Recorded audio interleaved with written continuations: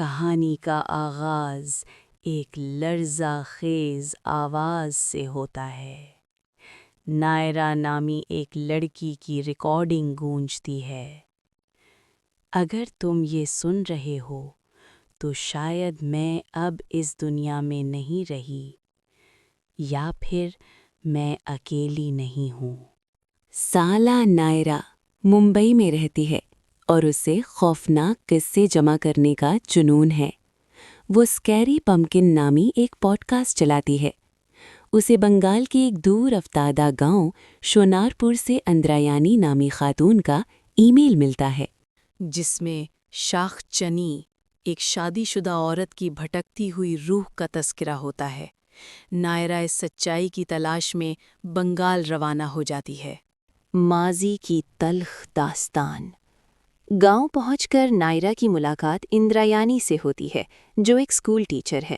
وہ نائرا کو بتاتی ہے کہ شاخ چینی محض ایک بھوت نہیں بلکہ ایک ادھوری اور دکھی شادی کا سایہ ہے۔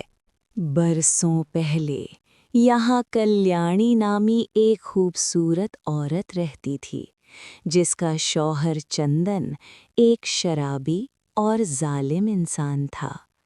ایک رات چندن نے غصے میں کلیانی کو بالوں سے گھسیٹ کر پٹولا تالاب میں پھینک دیا اور اسے بے دردی سے ڈبو کر مار ڈالا۔ تب سے کلیانی کی روح اس تالاب کے گرد بھٹکتی ہے، جس کے ہاتھوں میں سفید اور سرخ چوڑیاں شاخہ پولا ہوتی ہیں۔ اندرایانی نائرا کو خبردار کرتی ہے کہ وہ رات کے وقت تالاب کے پاس ہرگز نہ جائے، خاص طور پر اگر وہ شادی شدہ رہی ہو۔ نائرا اپنی جان بچانے کے لیے جھوٹ بول دیتی ہے کہ وہ سنگل ہے، جبکہ حقیقت میں اس کی ایک کورٹ میرج ناکام ہو چکی تھی اور اس کی طلاق ہو گئی تھی۔ ایک رات نائرا کنٹینٹ بنانے کے لیے چپکے سے تالاب پر چلی جاتی ہے۔ وہاں اسے پانی کی سطح پر ایک سفید ساڑی تیرتی نظر آتی ہے اور اسے اپنے پیچھے کسی کی موجودگی کا احساس ہوتا ہے۔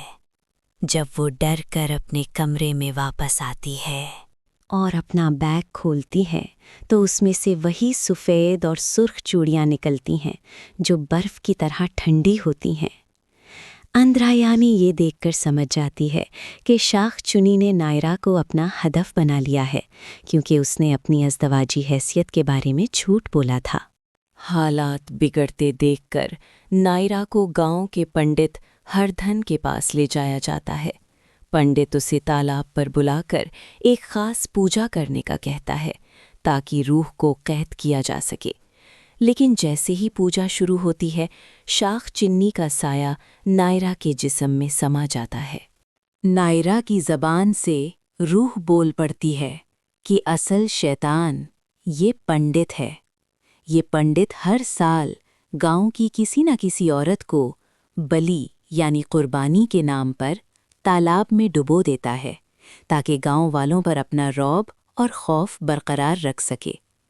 روح انکشاف کرتی ہے کہ سالوں پہلے اس نے اندرایانی کو بھی اسی پنڈت سے بچایا تھا۔